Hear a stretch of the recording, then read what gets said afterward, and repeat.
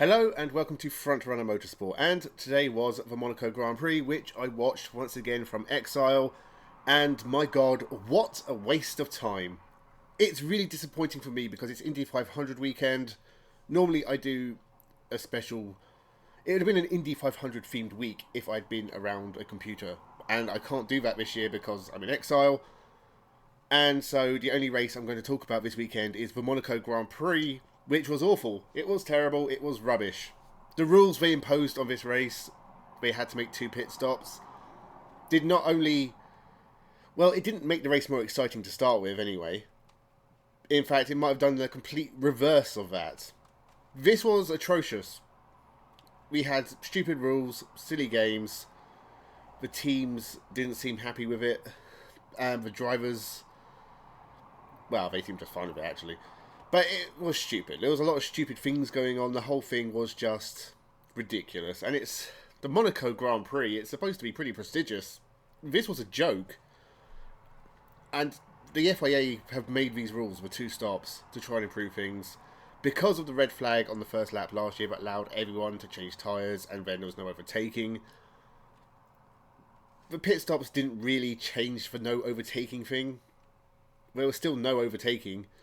And all we really got was a lot of extra pit stops.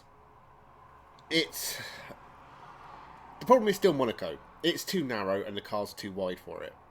You need to make the cars more narrow if you want Monaco to work. Thing is, Formula E works quite well at Monaco. I don't think they're that much more narrow than the Formula 1 cars. But they are more able to follow each other. They are more able to get close to each other. If they take a bit of a hit, it doesn't affect a Formula E car as much as a Formula 1 car is affected. So I guess there are things in its favour. But there's other races at Monaco that are better than this was. The lower Formula 2 and Formula 3 had races at Monaco this weekend. They weren't outstanding, but they were better than the Formula 1. Monaco Classic every year. Obviously, they're the cars the track was designed around, but still, it's always good racing. Could they not have asked Andy Middlehurst to come in and say, what can we do? Or is it just, we know what we can do, the cars are too wide, they're not able to follow each other close enough, there's nowhere to overtake. Honestly, I don't really know what the solution is other than make the cars really narrow. If there's anything you can do to Monaco to give more overtaking opportunities without demolishing buildings or building over a harbour,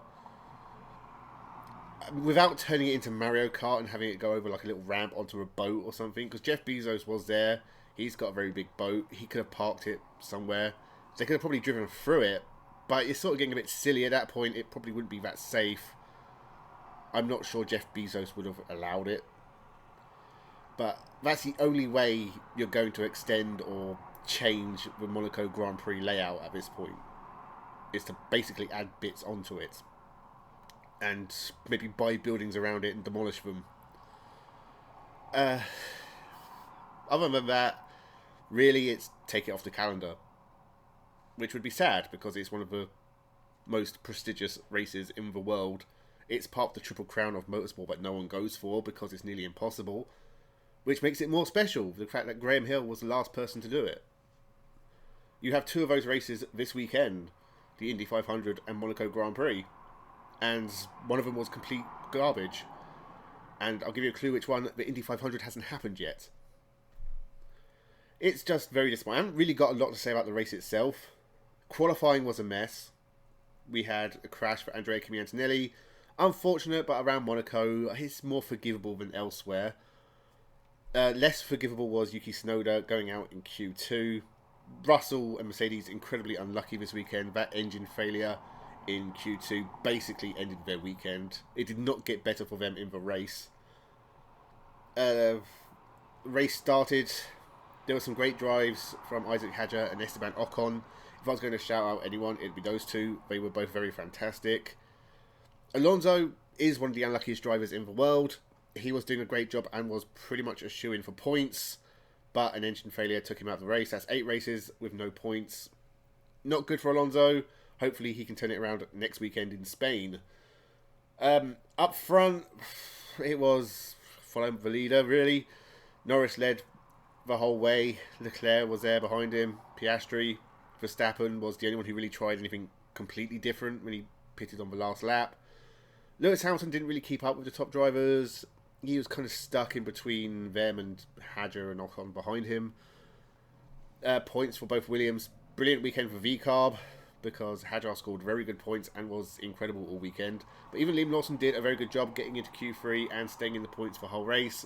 He also played the team game, dropping back and creating a space for Hadjar to take both his pit stops. Sainz did the same for Albon. Antonelli did it late on for Russell. Not that it made much difference for them.